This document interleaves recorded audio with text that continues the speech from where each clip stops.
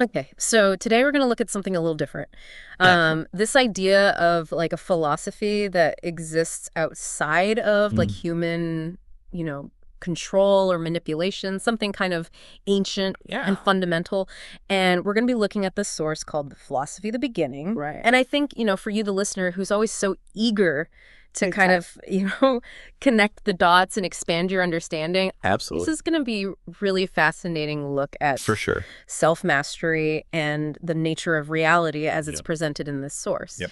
So our aim today is to sort of distill the essence of this perspective, Okay. which really emphasizes this idea of mastering oneself Mm. and navigating the world without needing to rely on these Yeah. external controls or belief systems. Right. It suggests that this philosophy sort of emerges from the deepest parts of who we are and is realized through, really expressing the fullness of who we are. Yeah. No magic wands, no blind faith. This is all about practical self-mastery. So let's dive in. Yeah. Let's jump in. So what if there's this fundamental truth that simply is something that is inherently unownable and uncontrollable? That's the central question, right? And this philosophy, as laid out, really Yeah. emphasizes that the path to this profound understanding, what it calls self-enlightenment, really begins and ends with the individual. Okay. It's not about, subscribing to a doctrine or following a guru. Right. It's about cultivating this deep inner knowing and strength. Think of it like, unlocking your own potential through this like relentless self-awareness. Okay, so the source makes this really striking statement about the world around us. It Yeah. says that it's dominated by the spirit and its various forms and behavior. Okay. When you read that, what key insight does that kind of spark for you? I think it points towards this like foundational interconnectedness Okay. instead of just seeing the material world as like inert stuff, Mhm. right? This suggests a more like dynamic underlying energy or essence, this spirit that kind of shapes its manifestations. Okay. It really encourages us to look beyond just the purely physical and consider like a more vibrant, energetic reality. Right, and there's this like very direct call to action in overcoming what it calls laziness Oh, yeah. and this expectation that others should fix our problems. Right. And the idea of self-healing comes up a lot. It's a philosophy that really seems to put a lot of responsibility squarely on the individual's shoulders. Absolutely. I mean, this is not a passive philosophy. Yeah. It demands active participation in your own growth and well-being. Right. And this concept of self-healing really underscores like this innate capacity we possess Yeah. to overcome challenges and to evolve. Okay. It's about empowering yourself rather than waiting for some Yeah. external savior to come in and fix things for you. Right. And this is a crucial distinction the source makes. It's Yeah. not a belief system, Yeah. but it's a praxis. Yeah. It's something that needs to be lived and practiced to be understood. And that kind of shifts the focus dramatically from intellectual agreement For sure. to real-world application. Absolutely. You can't just intellectually assent to these ideas and expect to grasp their essence. Right. It requires, actively embodying them in your daily life. Okay. This self-fulfilled experience is like the reward of consistent practice of putting these principles into action in the world. And for anybody who is concerned about this being tied to any specific religion, Yeah. the text very explicitly states that there are no religious beliefs or faith attached to it. Right. This is about self-mastery as a universal path, Yeah. independent of any particular dogma. This universality, I think, is key. Yeah. Because it suggests that this philosophy isn't confined by religious boundaries or belief structures. It's presented as an intrinsic pathway to understanding Yeah. that's accessible to anyone, regardless of their background. Okay, so here's where it gets really interesting. The source says this philosophy will not belong to anyone as it cannot ever be dominated or manipulated. Right. It can't be sacrificed, and no one can be sacrificed in its name. Interesting. That's a pretty powerful assertion of its inherent nature. Yeah, it highlights its like fundamental integrity, Yeah. because it's rooted in individual self-mastery and this direct experience. It resists being institutionalized or controlled Okay. or used for some external agenda. Right. Its core essence kind of remains untainted by those forces. And it's described as a constant glimmer of light that persists even after everything else fades. Oh, wow. That's a pretty compelling image of enduring truth. Yeah, it suggests this like resilient foundational understanding Yeah. that remains constant even amidst change and impermanence. It's like this inner spark of knowing that survives, the ebb and flow of external circumstances. Okay, so this philosophy, we're told, actively dismantles all forms of beliefs externally. Because it doesn't need external validation. It simply is. It just is. It's tangible, active, elusive to the forgers of the old floor plan who built this torus model with rings of power to control life. Yep. This sounds like a very direct challenge to establish systems of control. For sure. I mean, the torus model and the forgers can be seen as like representing these various systems and forces that try to shape and direct human experience. And this philosophy offers a way of perceiving beyond those structures. Tapping into an inherent truth that lies outside of their grasp. And the rings of power, they symbolize the mechanisms of influence that this self-mastery helps you to transcend. So it all circles back to knowing oneself. Right. The text reiterates this, that knowing the self is the precipice of mastering one's own self-enlightenment. It's a self-reinforcing cycle, isn't it? Yeah, the deeper your understanding of yourself, the greater your capacity for self-mastery. Right. Like the realization of your own potential. The journey inward, fuels the journey towards enlightenment. Okay, so let's shift gears a little bit and talk about the nature of reality as presented in the source. It mentions that the realm has been perceived as a mirror for a long time, but it clarifies that this doesn't actually mean it's fundamentally a duality. Interesting. Why is this distinction important? Well, it's crucial because this whole idea of the world as a direct mirror often leads to the concept of inherent opposites. This for that kind of thing. However, the source argues that this is actually a mistaken understanding. It asserts that the universe wasn't fundamentally built on a system of duality. And that this perception of duality is something that we project onto it. So if it's not a mirror world based on duality, then what is it? The text suggests that this whole idea of duality is rooted in illusions, smoke and mirrors. What does that imply about our perception? Well, I think it implies that what we often perceive as inherent opposites or these mirrored reflections is actually a construct of our minds, a trick of perspective. Believing in this duality. And that our internal actions are simply reflected externally as these inversions can lead to an overemphasis on the material world. What the source calls material worship, where we mistake external manifestations for the ultimate reality. Instead of duality, the source offers this alternative perspective.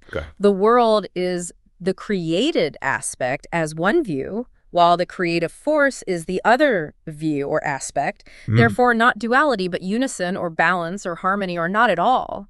That's a radically different way of framing existence. It shifts the focus from opposition to a sense of like wholeness or complementarity. The world and this creative force aren't necessarily locked in this battle of opposites, but rather, the different expressions of this unified whole. This suggests a potential for integration and coherence rather than this perpetual conflict. Okay, so how do we break free from this illusion of duality? The source says breaking the mirrors. Breaking the mirrors.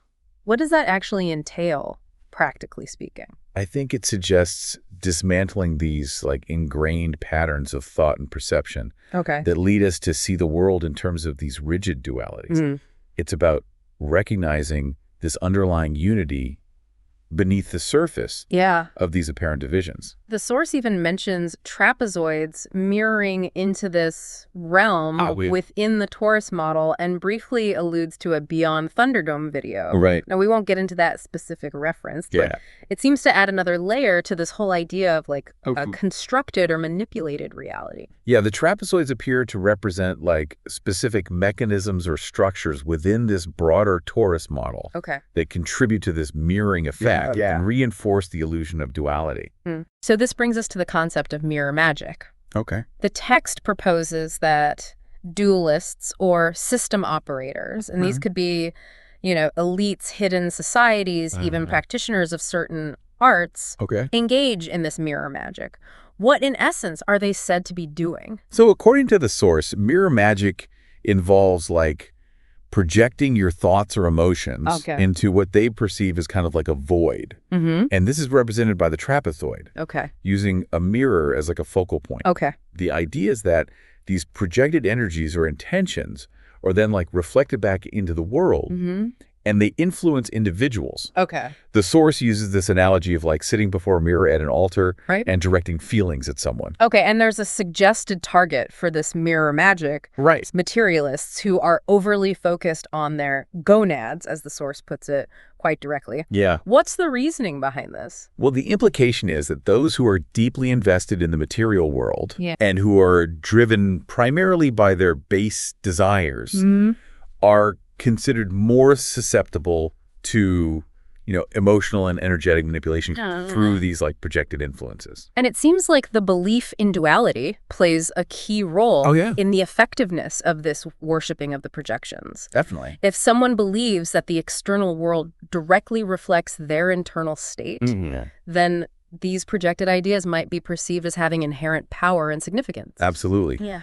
The flawed belief system of duality creates this fertile ground for misinterpreting these projected illusions as fundamental realities worthy of belief or even worship. The source is very firm in its stance that duality is a flawed ideology and illusion. It even points out that our everyday perception through our physical eyes is already potentially filtered and interpreted based on our existing beliefs. And it uses the flat earth versus round earth debate as an example. Right. Yeah. This highlights this inherent subjectivity of our perception. Okay. Our pre-existing beliefs and mental frameworks, they act as lenses through which we interpret the world, potentially reinforcing this illusion of duality by creating artificial divisions and assumptions. And the mind, it seems, actively tries to rationalize what it sees, even adding information based on our belief systems, which can lead to this emotional division. But the core assertion here remains: the realm or world is and has always been non-dual. Exactly. Yeah. The perceived duality is presented as this layer we impose on a fundamentally unified reality. Okay. The very act of focusing on the material experience can create a sense of separation and system. Right. But the underlying reality is non-dual. The dualist perspective is then linked to the triangle with the eye, or Eye of Horus, which is a symbol that suggests this limited computational viewpoint, rather than a complete holistic understanding. The single eye symbolizes this restricted field of vision, this fragmented way of perceiving reality that focuses on this narrow band of information rather than the full spectrum. Yeah. This contrasts with the idea that, true insight arises from within, independent of our physical senses. Right. And that it's connected to this, original creative force. So even our understanding of good and bad as opposing forces is presented as a consequence of this dualistic way of thinking, where one is simply seen as the inverted version of the other. Duality creates this system of opposing pairs. Yeah. In contrast, the source mentions these non-dualists, or whole-minded beings, who are able to observe and perceive the world metaphysically and rationalize without disrupting their internal equilibrium, this balance of mind, body, soul, and spirit. This leads us to the idea of electromagnetic field physics, the energy field within and around each of us. Right. How do these trapezoid worshippers or dualists supposedly use mirrors and this limited perspective to influence this field? Well, the force suggests they kind of employ these methods to project pictures. Okay. And this could be one-dimensional symbols or three-dimensional constructs into this energy field.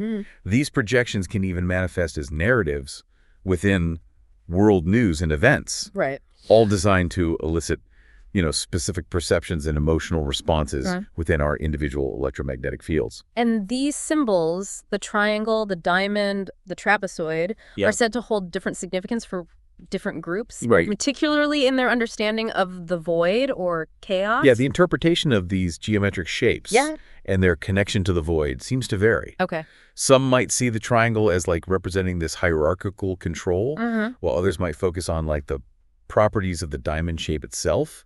And still others might mistakenly identify what's contained within the diamond as the true void or chaos. There's even a mention of trapping the zoo with 12 planetary archons. And the manipulation of archetypes and existing texts. This really paints a picture of a very elaborate system of influence. It suggests a complex, multi-layered system where fundamental energies and stories are potentially being manipulated to maintain a certain level of control over human experience. But a key point here is that these mirror worshippers, these dualists, Right. even though they operate within the framework of duality, Right. some of them actually understand that the underlying reality isn't truly dual. They're consciously using what's termed duality technology to perpetuate the illusion. That's a critical distinction. Yeah. It implies a level of awareness among some of these system operators that duality is a constructed tool rather than an inherent aspect of reality. The source then touches on the psychosis that can arise from believing that the mirror world projection is an actual manifestation of the unconscious mind.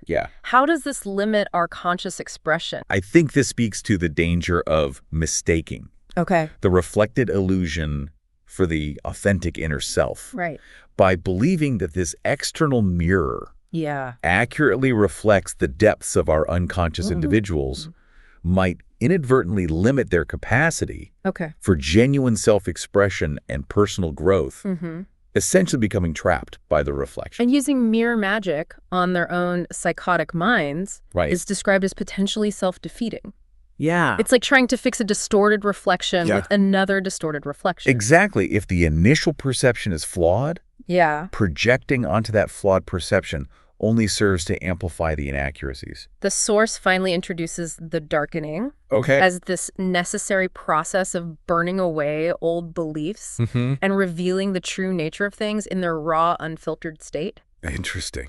That sounds like a period of intense transformation. The darkening appears to represent like this stripping away of illusions and false constructs, allowing for a clearer, more direct perception of reality as it truly is, without the distorting influence of these ingrained beliefs. And even this commonly held idea of equivalent exchange, this notion that you must give something to receive something, is presented as being aligned with this flawed belief system of the mirror world. It reinforces this like dualistic concept of transaction and balance within the mirrored illusion. A concept that the philosophy we're exploring, suggests isn't a fundamental truth of reality. The source concludes by critiquing flawed ideologies, and it uses the pentagram as an example. It argues that there aren't just the traditional 4 elements, but actually 18 elements within the 19th, which is the ether.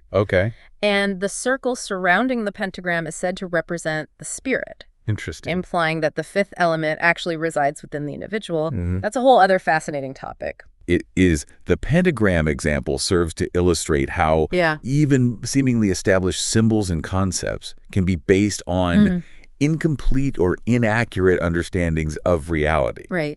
The emphasis on these 18 elements within the ether and a circle representing the spirit points back to the idea of this inherent completeness and potential within the individual. So, as we bring this deep dive to a close, we've explored this philosophy that emphasizes self-mastery and an inherent existence beyond manipulation, contrasting it with this described illusion of duality and these practices termed mirror magic. The core message, I think, is the importance of cultivating internal understanding and dismantling this belief in a dualistic reality that can be exploited through these techniques. This philosophy really champions a direct, unmediated engagement with reality, free from the distortions of, externally imposed beliefs and illusions. It really prompts you to consider the implications of a non-dual reality. For sure. And this potential for profound understanding that lies beyond the projections we perceive around us. It leads to a pretty compelling question for you, the listener. If what we perceive as reality is a constructed illusion, maintained by this belief in duality, what becomes truly possible when those internal mirrors are shattered? What untapped potential might exist beyond the confines of this perceived torus model? It's a powerful concept to contemplate. It really is. Thanks for joining me on this deep dive. It's been a pleasure. I'm glad we got to explore this together. Absolutely. It's been a great conversation. Until next time. Take care.